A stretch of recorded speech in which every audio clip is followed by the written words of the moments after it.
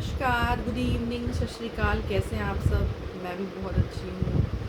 आप लोगों का प्यार पाके बहुत अच्छा लगता है। जब आप कमेंट करते हो, सजेशन देते हो, तो लगता है कि आप मुझे अपना समझ रहे हो और मेरी कहानियों को दिल से महसूस कर रहे हो। क्योंकि ये सारी कहानियाँ जो मैं सुनाती हूँ, ये सच हैं, जो मेरे आस-पास मेरे पड़ोस में रहते हैं या मेरे जेल में मिले हों या संस्था में रहे हों जहाँ मैंने काम किया। ये सारी कहानियाँ सच्ची हैं और मैंने इनको जिया है, मैं इनके साथ रही हूँ। कहानी शुरू करने से पहले मैं 2 लाइन बोलना चाहूँगी। मोहब्बत नहीं थी तो एक बार समझाया तो होता, मोहब्बत नहीं थी तो एक बार समझाया तो होता, बेचारा दिल तुम्हारी खामोशी को इश्क समझता। ये कहानी जेल में मिली एक महिला की है जो बहुत खुश थी अपने वैवाहिक जीवन में, अपने पति के साथ, बच्चों के साथ बहुत खुश थी। उसके 3 बच्चे थे और बहुत अच्छे से उनका दिन गुज़र रहा था। फिर अचानक एक दिन उस महिला के हस्बैंड बिना कुछ बताए उठे और बोले कि अब मैं संन्यास ले रहा हूँ, मैं छोड़ के जा रहा हूँ। तुम देखना बच्चों को और बच्चे तुम्हारा ख़्याल रखेंगे, तुम बच्चों का ख़्याल रखना। और वो फिर चले गए कहीं हरिद्वार के आस-पास सन्यासी बन गए। ये महिला 8वीं पास और ज़्यादा पढ़ी हुई नहीं थी। अचानक इस पे 3 बच्चों का बोझ और घर चलाना, बच्चों को पढ़ाना, बच्चों को शिक्षा देना, रोज़ की काम-धाम, खर्चे चलाना। एक इंसान पढ़ा लिखा नहीं है, तो वो कैसे अपना पेट पाल सकता है, कैसे चला सकता है। बट उस महिला ने शुरुआत करी और पहले सब्ज़ी की दुकानें चला के शुरू करा, बट उससे 3 बच्चों का पेट नहीं पल पा रहा था। फिर उसने महिला सुंदर थी, बहुत समझदार थी, सुलझी हुई थी। उसने बहुत कोशिश की कि वो अपने घर को बचा पाए, घर को सँजो पाए, बच्चों का भविष्य सजा पाए। वो निरंतर प्रयास कर रही थी, दिन गुज़रते जा रहे थे, बच्चे धीरे-धीरे बड़े हो रहे थे। फिर उसको एक दिन एक पुलिस वाला मिलता है जो उससे बहुत खुश होता है, उसको पसंद करने लगता है। ये भी उसको बहुत पसंद करने लगती है। ये उसको बताती है कि मेरे 3 बच्चे हैं, मैं शादीशुदा हूँ और मेरी शादी को 10 साल हो गए हैं। पर पता नहीं मेरे हस्बैंड को ख्वाब में क्या आया और उन्होंने सब कुछ छोड़-छाड़ के वो चले गए और उन्होंने संन्यास ले लिया।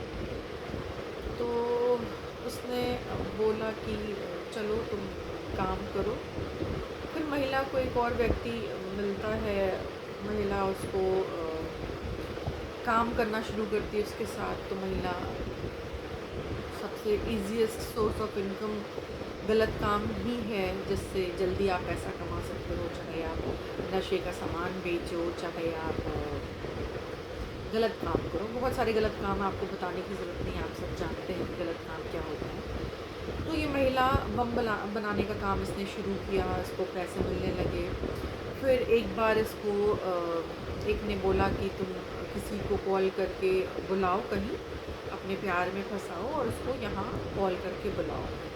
इस महिला ने कॉल करके उसको बुलाया और उन्होंने बोला कि सिर्फ एक कॉल करने का हक़ तुम्हें 50,000 रुपये मिलेंगे, तुम एक कॉल करके उनको बुलाओ। इस महिला ने एक कॉल करके उनको बुलाया और जो उनके दुश्मन थे, एंटी पार्टी थे, उन्होंने उनको गोली मार दी।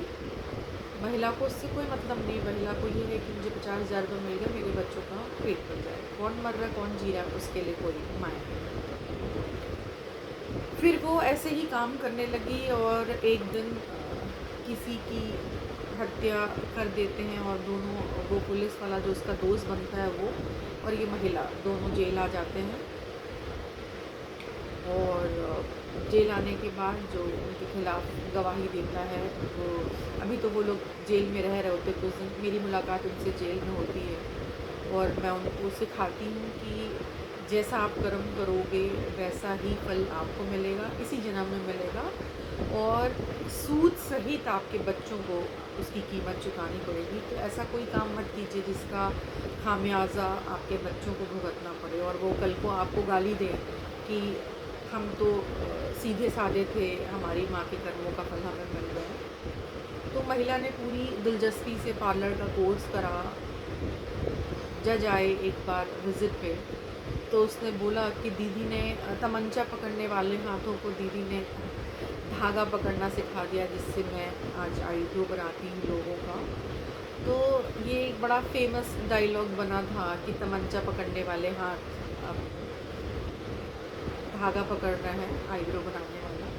तो वो काफ़ी हद तक सुधर गई। उसके बाद फिर जिनको गोली लगी थी उन्होंने केस वापस ले लिया और इनके जो फ्रेंड थे उन्होंने बेल करा दी।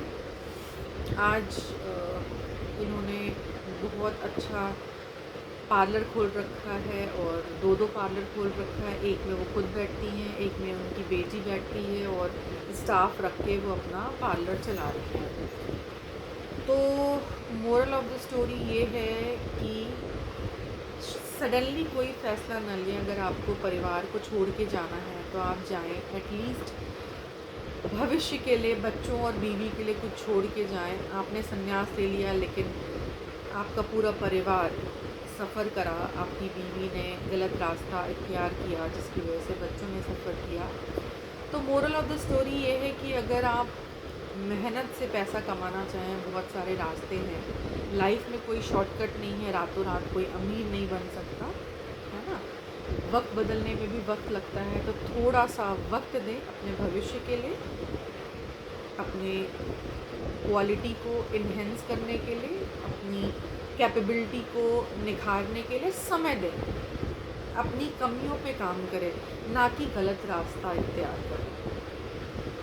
तो आप सभी से रिक्वेस्ट है कि लाइफ में कुछ भी शॉर्टकट नहीं है। ज़िंदगी में अगर सब कुछ रातों रात मिल जाता तो हज़ारों, लाखों, करोड़ों लोग ऐसे मेहनत करके मध्यम वर्गीय परिवार के नहीं होते, सभी अमीर बन जाते, है ना। तो लाइफ में शॉर्टकट नहीं है। मेहनत करिए, खुद पे भरोसा रखिए। आप अपने पे भरोसा रखेंगे, ईश्वर आपकी मदद ज़रूर करेगा। इसलिए अपने पे ध्यान दें, अपने बच्चों पे ध्यान दें, ठीक है। गलत रास्ता इख्तियार ना करें। नमस्कार, फिर मिलेंगे कहानी के साथ, फिर मिलते हैं। बाय बाय, नमस्ते।